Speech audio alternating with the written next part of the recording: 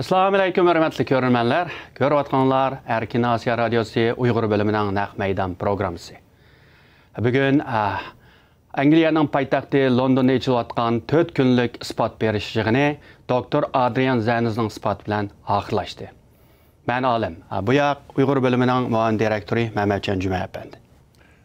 Hörmətli görürmənlər, ekranımızga qayta xoş gəldinizlər. Biz Angliyanın London şəhərində işləyotgan Uyğur Sot Kollegisinin Naq Meydan anıltışını ozanlar sunuvatımız. Körüp ötkünümüzdek Məzkur Sot Kollegisi 4 günlük guvalıq beriş yığınını ayaqlaştırıp hazır tamamlandı. Biz tövəndə bugün düşdün keyin berilgen guvalıqla haqqında qısqaça məlumat verip etimiz. Ondaqda Alim efendim bugün aldı bilen şu başta guvalıq bergen Adrian Zenz efendimni bir tanıştırıp onunki aytqan sözlərinin arasındakı mühim nöqtələrini bir göstərib ötken bolsanız. Oldu. Bu Dr. Adrian Zenz, yani özü tegi girmanlıq, hazır Amerika turuşluq mühim tədqiqatçı, Xitayşünas. Bu efendim 2016'dan beri nurgul Uyğurlarına ait tanışlıq. Bu efendim 2017'den başlap Xitay hökumətinin Uyğurlara qaratqan siyasətlər toğrusunda ilmi tədqiqat maqalları hem dokladlarını elan qılğan təsir dairəsi ən küçülük bir tədqiqatçı olub hesablandı. Bu efendimden bugün bergen notağıdıma asasen özünün 4 yılga yakın elip bağan tədqiqatlarının nəticəsini bir xulasılığın oldu. Yani bu adam özüne ait bir akademik bir adam boğanlıq üçün. Anenkin bu adam özü eliqi, özünün şəxsi fikirge asasen yaqi umumyüzlük bir yakın çıxırışının ornuna bu Xitay hökumətinin işindən çıxan işki vəcətlər hem Xitay Reis Xi Jinping'nin degen sözleri, Xitay baş sekreter Mao Chen Quanguo'nun degen sözleri, Zhang Zhuhai'nin degen sözleri, hem nurgun Xitay'daki şu yeni avlat aslanlık millet siyasetini belgelevatkan ve şununla belgeleştiği rol oynavatkan akademiklerinin yazgan nəslərini otur qoyuş arqılı Xitay hökumətinin yani 2017'den beri Uyğurlarga elib bağlan siyasetinin təbiiti üstüne nəhayət yaxşı yakın verdi. Gerçi bu adam özü kemter adam hem akademik adam boğanlıq üçün Xitay hökumətinin Uyğurlarga qaratqan bu cinayetlerini erki qırğınçılıq deb demegen bolsunmu, ama bu adamның otur qoyğan dəlil, ispat, paketleri hem yakınları bu sotni şu yerga apardı. Sual cavab jarayonida nurg'unlar hamda bu Uyğurning nopusunun azayışı, mecbur emgak arqılı Uyğur nopusunun köçürüp chiqirilishi, bu axırgi hesabda bu erki cinayet deb qaralgılı bulamdı degende bu efendim bunu hamda men qanunshunos emas, bunu şu qanunshunoslarning deginin to'g'ri, ama bularning qilayotganligi hamda erki jinoyatdan onun dalil ispat yeterli. Yeterlik dalil ispatlarını təminləydi. Deb düşündü. Hamda bu adamniki bu adam ən uzunroq sözlü, çünkü bu ən mühim guvohchining biri. Bu mutaxassis bo'lganligi uchun bu adamning o'ttir qo'yg'ini, ya'ni Xitoy hukumatining Uyğurlarga qaratgan siyosatining mohiyatini tövəndikidək 4 jihatdan tushadi. Tushundirdi. Birinchisi bo'lsa, ya'ni bu Uyğurlarni lagerga solash, lagerdan keyin bularni turmga solash. Ya'ni Abdum rayonining raisi Chökrat Zakir bu o'quvchilar bitadi bu lagerdagi degandan keyin bularni keskinini bildirmagan, ama onun keyin bu Uyğurlarni asosan kayni kesgan. Mesela biz deb o'tib ketgan şu Uyğur bölümdeki ba'zilarimizning urug' tuqqanlari ota-onalarini tatib Chökrat Zakir shu gapni qilgandan keyin kesilganligi nihoyat aniq bo'ldi.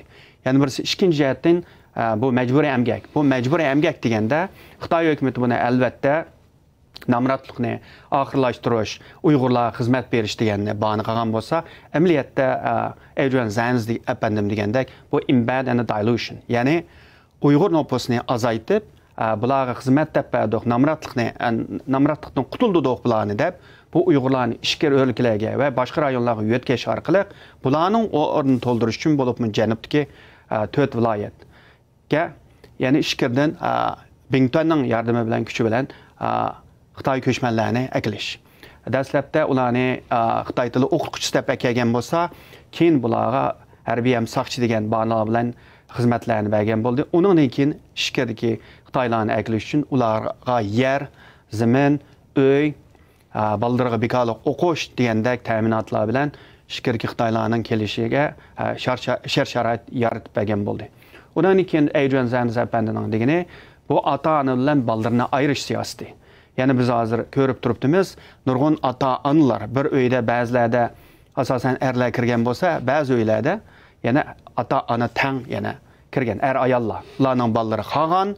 Agar ularning ota-onasi yo mo'mlari, bovlari bo'lsa, ba'zida ular qarg'an bolaga nurg'un vaqtda bu Uyg'ur yosh o'smirlarni yo atalmış bolalar lagerga ketgan va yoki ularni yasliyalarga avatvatgan anan kim ba'zi bolalarni hatto boshqalarning olib ketishgan, ham ishkirki Xitoylarning beqilishga berilganligi.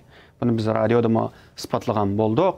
Undan keyin nopus cheklash, Uyg'ur nopusini azaytish. Adrian Zerniz efendimning deyishicha, bu Xitoy hukumatining bu planida yana bo'libmi janubdagi 4 viloyatdagi Uyg'urlarning nopusini az degan 25% azaytish. Bu azaytish deganimiz yana Uyg'ur ayollarga yana tug'mas operatsiyasi elib berish orqali Uyg'ur ayollarning bola tug'masligining oldini olish bir tarafdan bo'lsa, ikkinchi tarafdan ishkirdan 1.6 million yoki undan ortiq Xitoy nopusini janubga ko'chirib kelish. Yani şu Uyg'urlarning o'rniga. Buni bu adam alayda shakllarda tushuntirib o'tdi. Yani bu Uyg'ur nopusining keng ko'lamda. Yani Xitoy hukumatining maqsadi bo'lsa, yana oldimizgi 10-20 yilda yana janubdagi Uyg'ur nopusining Xitoy nopusining sonini 50% dan tang qilish, yo bo'lmasa Xitoy nopusi 60%, Uyg'ur nopusini 40% ga tushirish. Undan keyin qanday bo'ldi? Endi Adrian Zerniz efendi de uzun davamlaysa undan keyin huquqli bo'lmaydi. Ama Xitoyning planı o'zgarishi mumkin degandek.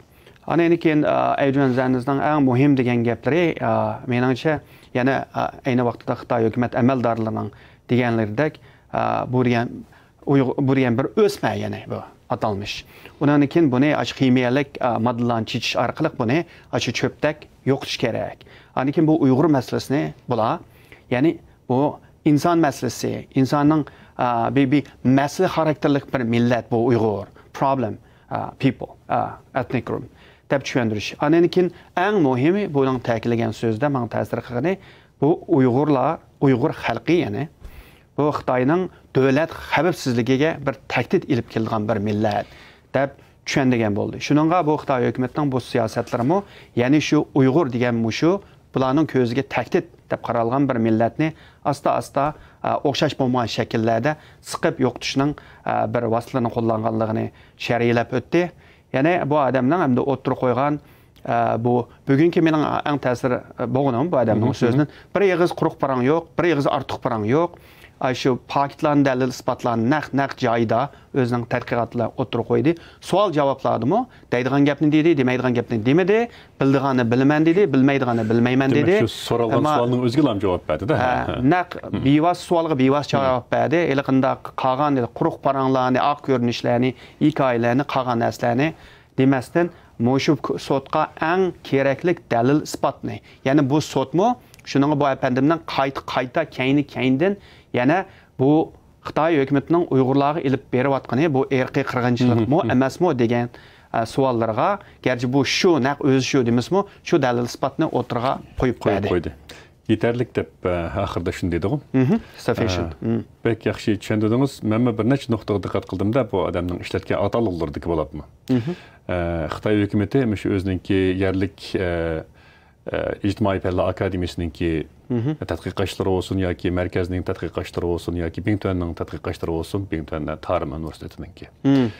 Bu cənubda bir neçə orlarda şu, yəni İngiliscədə də population optimization deydi. Nüfusunu ilğarlaşdırış siyasətini, iddiasını oturub qoyğan deydi. Bu optimization degan gap, endi bu mən bir neçə kompüterçi balalarla ancha-muncha mo'ldashiman.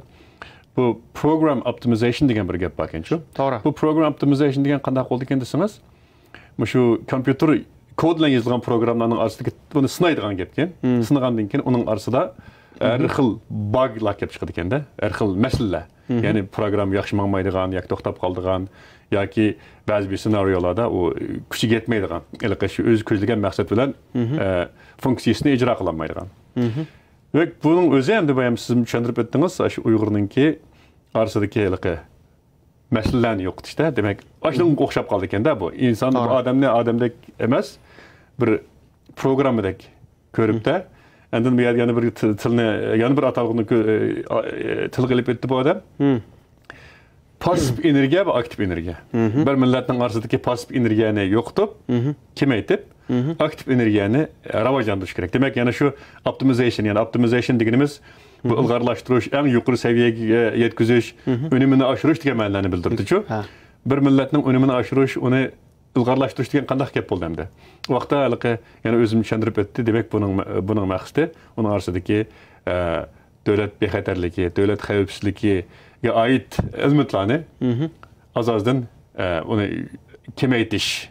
Buni kemaytish uchun nopusni shalanglashtirish, ya'ni siz deb o'tdingiz bu yerda bu odamning gapidan not ilib nopusning tangponligini oshirish, yana Tarix universitetining bir geografiya va chegara rayonlar tarixi bilan shug'ullanadigan bir tadqiqotchininki uning gapini olib turib, hozir bu chegara rayonlardagi asonliq millatlarning nopusi adam ishonmagidek darajada o'sib ketdi, tangponsizlashib ketdi deydi-ku. Demak, bular nopusning janubdagi Xitoy nopusining oz bo'lishi, necha % yetmasligini bular o'ziga bir tahdid deb qaraganligini tushuntirib o'tdi.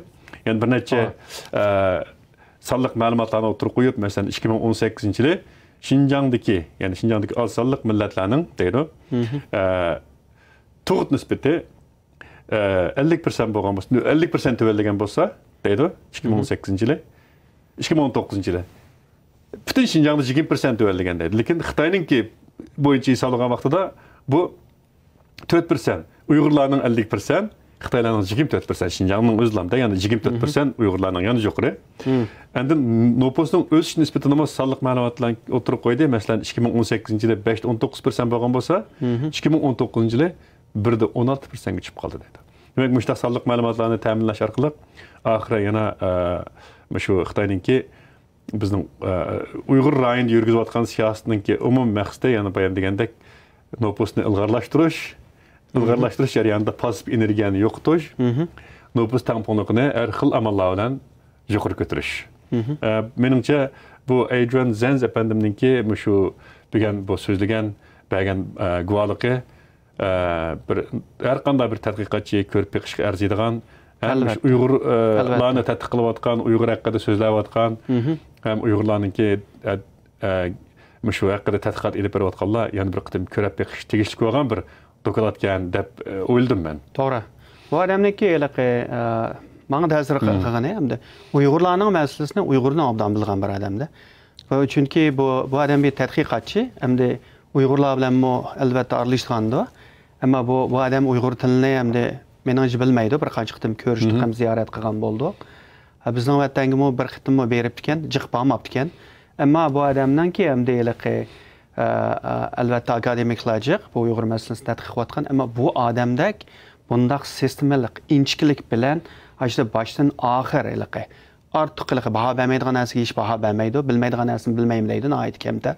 Ammo o'zining kasbiga shunchalik puxta, shunchalik inchka, bu odamning yozgan narsadan su kirmaydigan darajada shundaq bir dokladlarni e'lon qildi. Ammo shundaq bo'lsa, yana Xitoy hukumati bu odamni qaralash uchun, bu odamni yağancığı çıkırış üçün hatta Xitayning tadqiqotchisi masalan qo'pib bu Adrian Zenzning bo'lib bu nopus dokladga degan xonimning buning raddiya yozganini bugun o'zi misol qilib turib, hatto shu raddiyaning ishidimi ba'zi sonliq ma'lumotlarning payinlib hozir bugun mana bu raddiyasini manda da'vat deb nihoyat chiroyli o'tirib qo'ydi. Ammo shu sababdan bu odamni hamda shunchalik bir tonilganlar emas, nurg'un odamlar tonilishi mumkin. Shunchalik bir yüksek bir tirishchan kamtar ham ilg'or bir tadqiqotchi bo'lganligi uchun Xitoy hukumatining ko'ziga bir qadalgan miq bo'lib, Xitoy hukumati toki tunigangacha ya'ni bu odamni ayblab bu odamning CIA'ning odami deydi-ku. Endi Xitoy hukumatining ko'ziga chiroyli qilib ko'rinsa, CIA'ning agenti bo'lgan o'xshaydi. Siz dediniz bayatına to'g'ri, bu Adrian Zenz o'zininki yaqinda bir maqolaninki, kamida bir dokladninki, keng cho'ng hajmlik bir dokladni o'tirib qo'yganligini e'lon qildi dedi. Yani deydi, men bu albatta bir necha savollarni so'ragan vaqtida men tadqiqotimga o'zimning shaxsiy farzi va shaxsiy hissiyotimni qat'iy qo'shmadim. To'g'ri. Dedi. Demak, o'zininki shu yozgan dokladlari, hozir chiqarayotgan tadqiqotlarning hammasi Xitoyning yuqori darajalik amaldorlari so'zlagan. Xitoyning tadqiqotchilari yozgan. Hammasi ay kun chisla kodning aniq kim degan, qayerda degan, nima deb esilgan. Shu. Mushtaq narsani xuddi biz axborot uchun talab qilamiz, biz maqollarimizdan qachon, nereden, nima uchun, qandaq. Aslında hem meni chiroyli rasmlar bilan chiroyli o'tirib qo'ydi. Haqiqatan pakiz bir doklad bo'ldi deb qaradim. Yana bu o'tirib qo'ygan vaqtida, yana bir muhim bir gapni dedi. Shu bu yig'in albatta irqiy qirg'inchilikning ustidan qara chiqarish haqida bo'layotdi. Men buning o'zimning hissiyotini qo'shmayman, ammo men bergan ta'minlagan materiallarning hammasi Başta qara chiqarishga yetib boshidi. Yetarlik dedi. Sufficient. Bu yerda hamda bu adam advokat emas, qonunchi emas. Ammo shu bu adam tadqiqotchi bo'lgandan keyin mening tadqiqot natijalarim bu odamning emas, yana nurg'un dalil isbotlar albatta bu sizlarning shu yakunga chiqarishinglarga yetarlik deb tushundirdi. Albatta bugungi bu sud 4 kundan yaqin bizim davatgandek Jeffrey Nice efendim abaytını ölçüyendirip ketkendik. Bu bir Uyghur Sot Kollegiyası olsun, bu bir müstakil xalq tarafından kurulgan bir taraf, bunu unutmasılık gerek. Bir taraf, bu Uygur'un şahsi sot emas. Bu oturtulgan bir taraf bir sot. Bunun məqsidi, əmdi şu Xitay hökumətinin Uygurlarga ilip beriyatqan, Uygur hem yerlik Türkiye milletlerine ilip beriyatqan siyaseti 2016'dan keyinki bu irqiy qirg'inchilik mı? İnsaniyet karşı cinayet mi yoki etnik tozalash mı degan yoki hech qaysi emasmi yoki hech qaysi emasmi deganni chiqarish uchun shuningga bu xalqaro qonun bo'yicha yana xalqaro qonun bo'yicha deganda bo'libmi bir yerdiki atigina siz hozirroq so'zlab o'tib ketdingiz bu irqiy qirg'inchilik jinoyatni jazolash va oldini olish qonuni. Bu 1948-yili Birleşken Devletler Teşkilatı yani 2. Dünya Urushidan keyin Yahudi cho'ng qirg'inchiligidan keyin bundan dunyoda bundan narsa bo'lsa bo'lmaydi degan sababdan bu xalqaro shartnomani bu rasmiy bir shartnoma sifatida BDT'de qabul qilgan. Buningga Xitoy hukumati qo'l qo'ygan. Bugungi kunda 152 davlat buning a'zosi qo'l qo'ygan. Xitoy Xalq Jumhuriyati buning bir a'zosi. Bu davlatlarning majburiyati uning qo'l qo'yishlari emas. Başqa bir davlatmi irqiy qirg'inchilik ilib borsa, shu davlatlarning uning oldini olish huquqi bo'ladi. Ham shu jinoyatni o'tkazgan davlatning rahbarlari yoki rayon rahbarlari bo'lsa, uni jazolash huquq bo'ladi. Hatto Xitoyning shu huquqi bo'ldi. Ammo hozir Amerika hukumati ham 4-5 parlament hozir Xitoy hukumati amaliyotda Uyg'urlarga qolgan yerlik millatlarga irqiy qirg'inchilik ilib beryapti deb beketdi. Abay degandek, buning 5 kategoriyasi bor albatta buni bekitishda. Birinchisi sizmi deb ketdingiz. Bu yerda birinchida yana buningda ma'lum bir guruh. Bu guruh deganimiz bir milliy, etnik, irqiy ham diniy guruh. Bu shu 4 guruhning qaysi guruhi bo'lsa, shu guruhning a'zolarini o'ldirish, keng ko'lamda o'ldirish, ya'ni jismoniy jihatdan yo'qotish bu. Ikkinchisi bo'lsa, shu guruhningki a'zolariga jismoniy ham psixologiyalik zaxm qilish, zarba berish. Bu. Uchinchisi bo'lsa, buningki maqsadlik holda yana bir guruhining yo'qolib ketishining ya'ni shart-sharoitini yaratish, har xil vositalar, usullar, tadbirlar orqali. Ya'ni garchi uni o'ldirish bo'lmasmi, qisqa bir tamg'a pur qo'yib, eng oxiri shu millatning yo'qolib ketishiga sababchi bo'lish. Oxirgisi hamda oxirgi qismi emas, yana birisi bo'lsa, uningki siz degandek, Evjan Zanz bugun aytib chiroyli sharhlagandek, nopusni cheklash. Shu guruhining Uyg'urninkini keng ko'lamda cheklayotgandek. Oxirgisi yana shu bir guruhning bolalarini o'xshamagan yana bir guruhiga o'tkazib berish. Ya'ni Uyg'urning bolalarini olib Darul Damlada olib Xitoylarga berib atgandek va yoki ota-onasidan ayirish. Mushlarning hamsi albatta buni albatta qonunchilar ayrim shaklda texmo buni hozir bo'layotgan Uyg'urlarning va qolgan turk millatlarning beshiga aytgan bu qora kunlar orqali isbotlaydi. Albatta 4 kundan yaqinmi Uyg'ur guvohchilar, Uyg'ur, Qozoq, Qirg'iz, O'zbek, qolgan millatga guvohchilarning bu yerga kelib guvoh berishi mushu 5 kategoriyani qaysining tushdi bularning deb birisi ularning degan gapning rost yolg'onligi. Albatta bular yolg'on gapmaydi, shunda bo'lsa-mu uni isbotlash kerak. Shunga ularni savol so'raydi, ularning degan gaplar ishonchlik bo'lsa, agar dalil isbotni ko'rsatsa, uni yig'digan gap, aniki mushu 5 kategoriyaning qaysiga tushdi deyish kerak. Ana so'ralgan savollarning hammasi mushu 5 kategoriyaga boradi. Shunga eng oxirida Evjan Zanz apandimmi, sizningcha masalan dedi. Bu Uyg'ur nopusini azaytish, Bunu əgər 25%-dən azayğılı tutsa. Hazır xanımı sordu məsələn. Hazır Xitay hökuməti üçün bu məcbur əmgək gərək Uyğurun. O məcbur əmgəkdən əkitib atıdı. Amma Uyğurun nüfusu azaysa kəlgüstü bu qandaqlı bu məcbur əmgək olmaydı da. Degəndə Əcən Zəni Zəpbəndə yaxşı dedi. Bu Uyğurların məcburi əmgək seliş o əlbəttə ondan faydalıdır. Amma məqsəd anima emas deyil. Bu amma nüfusni mındaq qısaq nüfus git azayıb qalamdı ki, o emas. O faqatlan bularning nüfusni o'zining vatanidan azaytish uchun bularni akt bordi. Manage qilish dedi o. Nüfusni kontrol qilish. Population managementdan kontrol qilish. Shuningga bu albatta bu qitimlama emas. Jeffrey Nice bəndəm yaxşı tushundidi. O'zining aid o'tirib hamda Xitoy hukumatining albatta ularning bir materiallarni ta'minlashni Boz paketlarni ta'minlashdi, bo'lsa ularning vakilining qatnashishini umid qilganlik, ammo qatnashmasa ularning o'zining ishligini tushuntirib o'tgan bo'ldi.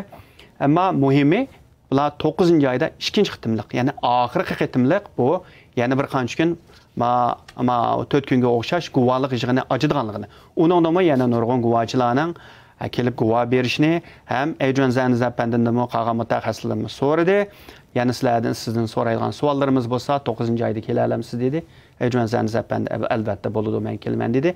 Ham 9-oyda albatta bu irqiy qirg'inchilikni asos qilgan sud bo'lgan ekan, bular yana shu Uyg'ur bo'lsin, Qozoq, Qirg'iz, qolgan millatlar bo'lsin, guvohchilardan yana shu 5 kategoriyaga munosabatlik savollarni so'raydi.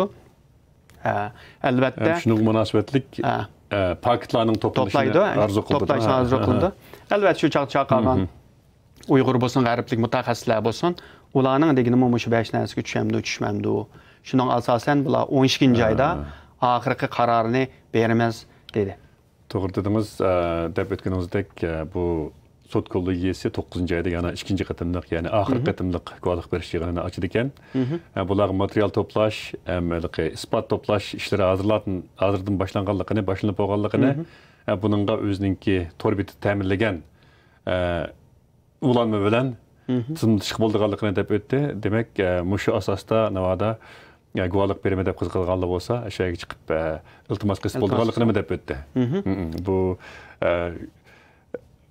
qisqasi bu qitimliq, tunji qitimliq bu Uyg'ur sud kollegiyasi natijalik texnikalik jihatdan bo'lsin, mayli bilak jihatdan bo'lsin, oxirlashgan bo'ldi. Sizningcha, meningcha bizning bilak qo'shimcha qildigan yana bir qo'shimcha qilib qo'ydigan narsa deb o'yladim.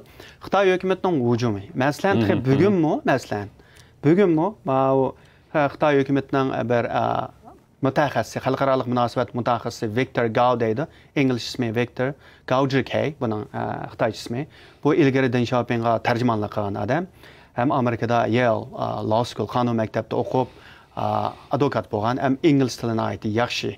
Adam nurg'un masalan BBCda, ba'zida masalan Al Jazeera qolgan yerda bu Uyg'ur masalasi, ham Xitoy, Hong Kong masalalari kelgancha bu odam to'laroq chiqdi. Bir qitim Al Jazeerada men bilan deyishgan. Ammo bu odam masalan bugun bu odam shu Xitoy hukumatining xalqarodagi obrazini yaxshi qilib ko'rsatgan, yaxshi qilib yaratishga tirishadigan bir xalqaro mutaxassis. Bugun masalan bu odamni Xitoyning CGTN, Xitoyning dunyoviy televizor to'ri ziyorat qildi. U odam bugunmi yana shu sud kollegiyasiga hujum qildi. Buning inovatsiz, ishongil bo'lmaydi, yag'an, buni qurgan odamlar, hatto Jeffrey Nice apandimigo masalan, o Global Times qolganlarda yana bu odam degan ishongil bo'lmaydi bular. Maqsadli quvvatida bu Xitoyni qarlash uchun, Xitoyni yomonlash uchun qurgan, aniki yana qayta desak shu, yani bu dünya Uyghur qilgan terror tashkilot, NED degan CIA'ning qo'lidagi narsa, NED Uyghur mushunda guruhlar pul beryapti. Taki bugunga qadar 4-kuni bo'ldi, mana aqlishyapti. Xitoy hukumati yana uni chiqarib bu hujumni to'xtatmayotgan gap. To'g'ri deysiz, bundan boshqa Xitoyning kundalik gazeti China Daily u o'xshash bir shaklda bayonot e'lon qildi.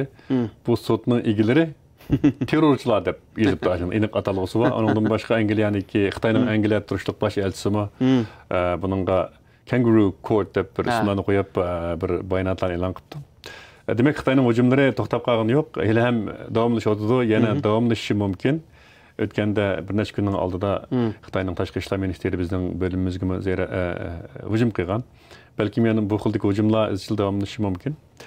Demek bu sot Enlam Xitayning Uyg'urlarga qarshi ilib berayotgan siyosatlarning, yurgizayotgan siyosatlarning irqiy qirg'inchilik kategoriyasiga tushamdi, tushmamdi degan temada ilib berayotgan bo'lg'achqa balkim Xitoy shunchalik jiddiylashib ketayotgan bo'lishi mumkin bu odamda. O'ras, uningdan sirt bu tunji qitim hamda Uyg'urlar masalan bizim vatan vaqtida Uyg'urlarimiz ba'zi ziyolilarimiz masalan BDT bizninkini anglagan bo'lsa deb BDT xat yozib tutilib qolgan masalan ba'zi o'tirning muallimi bo'lgan masalan yana nurg'un ziyolilar masalan bir chet ellik bilan bir so'zlashib qilib Uyg'urning dardini deganga bir tutilib qolgan dunyo bizning dardimizni anglasdi xalqaro anglasdi BDT bizninkini anglasdi deb Uyg'urlar jiq tirishgan bo'ldi Uyg'ur tashkilotlarimiz tirishgan bo'ldi endi bu endi Uyg'urlarniki hamda tunji qitim bir xalqarалық bir sot, xalq tarafidan qurilgan bir sot bo'lsin va xalqarалық sotning Uyg'urlarning dardini tarixda tunji qitim anglishi bo'lib hisoblanganligi uchun